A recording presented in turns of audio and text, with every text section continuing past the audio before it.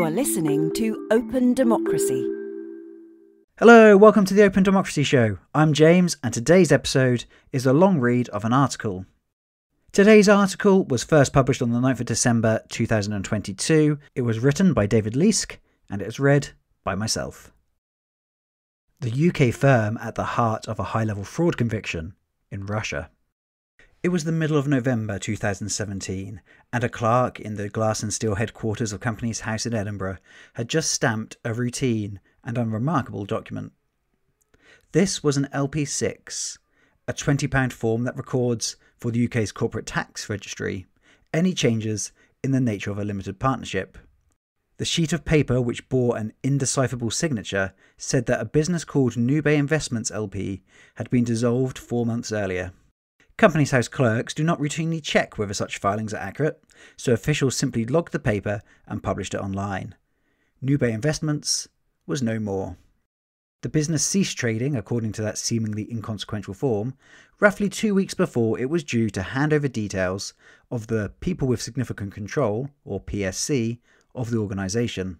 Nube Investments was a type of business called a Scottish Limited Partnership, or SLP. Transparency International has called SLPs the UK's homegrown secrecy vehicles for their lack of transparency over ownership and use in high-profile money laundering cases. Anti-money laundering measures introduced by the UK government a few months before Nube was seemingly wound up had required all SLPs to identify its people with significant control by a certain date and then send the information to the authorities. As it was, the business never had to do this. Nobody heard the words Nube Investments for another 12 months until two leading Russian businessmen, Magomedov and Magomedov, were arrested on embezzlement and organised crime charges in 2018. It took a further 4 years for Moscow court to rule that Nube Investments had in fact been under the control of a Russian organised crime group, a process that finally came to an end last week.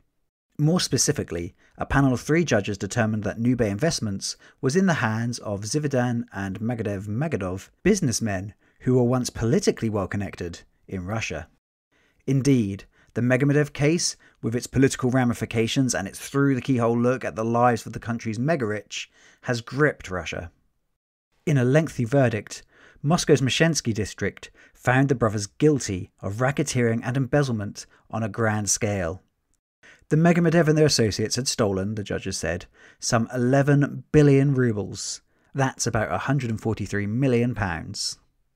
Ziavudan, 54, was sentenced to 19 years behind bars. Magomed, his brother, received 18 years in prison. A number of co-accused also received lengthy custodial sentences. In addition, the court ordered the confiscation of billions of rubles, a Porsche and other cars, a Gulfstream corporate jet, 2 homes in Moscow, and 4 apartments in London. The British properties were registered in the name of various corporations, according to local reports.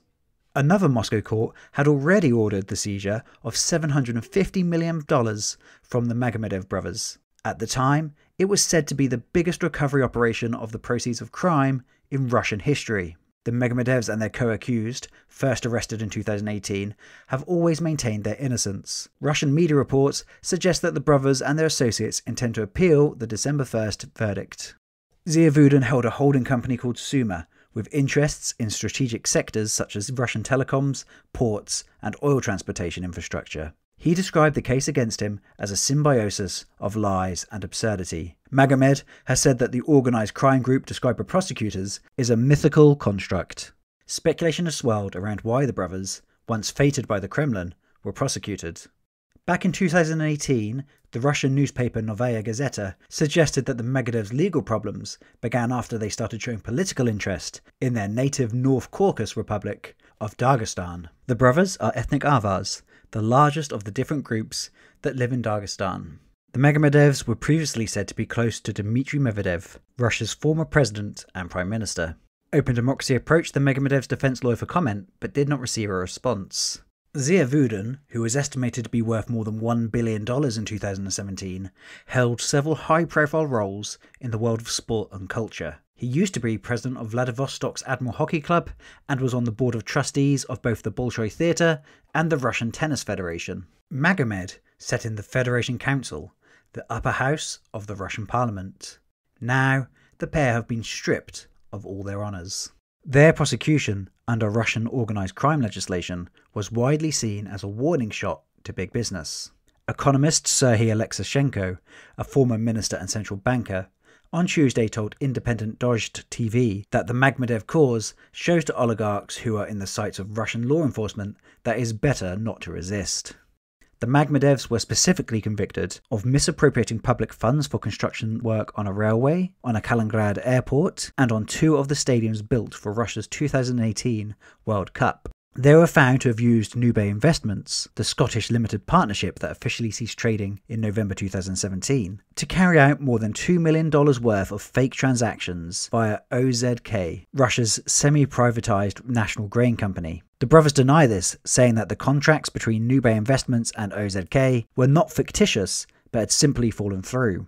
Yet the role played by this Edinburgh ghost firm in the saga has once again highlighted how little scrutiny there is on thousands of offshore-owned UK corporate entities. This case points to a contradiction at the heart of our anti-money laundering system, explained Christian Laslett, a criminology professor at Ulster University. The policing front lines are staffed by private sector organisations such as bank and company formation agents, who are obliged to identify and report shady actors. Most on the front line do not want the job, are frequently found doing lousy work, and face little in the way of sanction, even when asleep at the anti-money laundering wheel.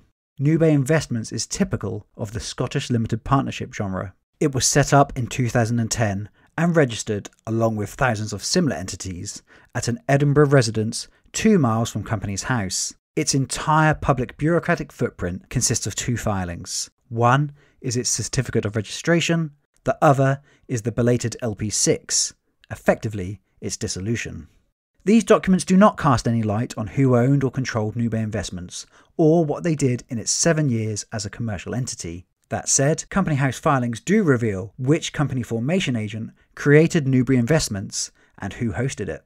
Nube's certificate of registration has the stamp of Kearney Curran & Co., which describes itself as one of Ireland's biggest company formation agents. A prolific creator of SLPs and other entities, Kearney Curran's managing director Desmond Kearney declined to answer questions about Nube Investments. "I can't discuss any of that," Kearney told openDemocracy. There is no suggestion that Kearney, who according to his LinkedIn profile has run this business for 37 years, would have any knowledge of how Nube Investments was used under its incorporation. Kearney Curran's website explains that it does not necessarily do its own due diligence on clients. It says that under Ireland's 2010 money laundering legislation, we can rely on regulated customers, certain accountants, auditors, lawyers and others, to obtain and hold such information, and under agreement, to release this to us if requested. Nube's certification of registration names its official partners, 2 shell corporations registered in the same office in Belize, a known secrecy jurisdiction. This is the typical structure of the kind of enterprise once and openly widely marketed in the former Soviet Union as a Scottish zero-tax offshore company. The final piece of information on Companies House is the registered address of Nube Investments, 78 Montgomery Street. But Nube had no office there. In reality, 78 Montgomery Street was the home of a now-dead company formation agent called John Hine. It was also the official headquarters of thousands of SLPs and other shell firms, including those named in some of the biggest money laundering scandals of the last decade. There is no suggestion that Hine knew anything about the activities of the businesses, which on paper at least, he hosted. A founder of Edinburgh Pride and prominent liberal political activist, his normal business was setting up firms for Scottish entrepreneurs. He occasionally incorporated prank companies too, such as the United States of America Limited. Hine also provided an Edinburgh peg for SLPs created by other formation agents. In 2018, 2 years before his death, he told the Scottish paper The Herald that this side of the business had resulted in regular visits by the police, but because of a quirk in Scots corporate law, he was unable to deregister firms from his home. "If I got any money for it, it'd be slightly more tolerable," he said, "but I am not getting a penny." Thank you so much for listening. So again, that article was by David Leask, and you can read the full thing over on openDemocracy.net. If you enjoyed today's show and you're not already subscribed to the Open Democracy Show podcast, then please do hit the subscribe button on your platform of choice so that you never miss another episode. We're also social butterflies, and we can be found across the range of social networks. So whatever your social platform of choice may be, just search for Open Democracy and give us a follow. Thanks for listening, and have a great day. You've been listening to a podcast supported by Open Democracy. If you liked it, please consider making a small donation to help us do more. As a small media organisation, Open Democracy relies on the backing of people like you to keep going. Go to opendemocracy.net now to support our work. And one more thing, to avoid missing out on future episodes, don't forget to subscribe to this show in your favourite podcast app.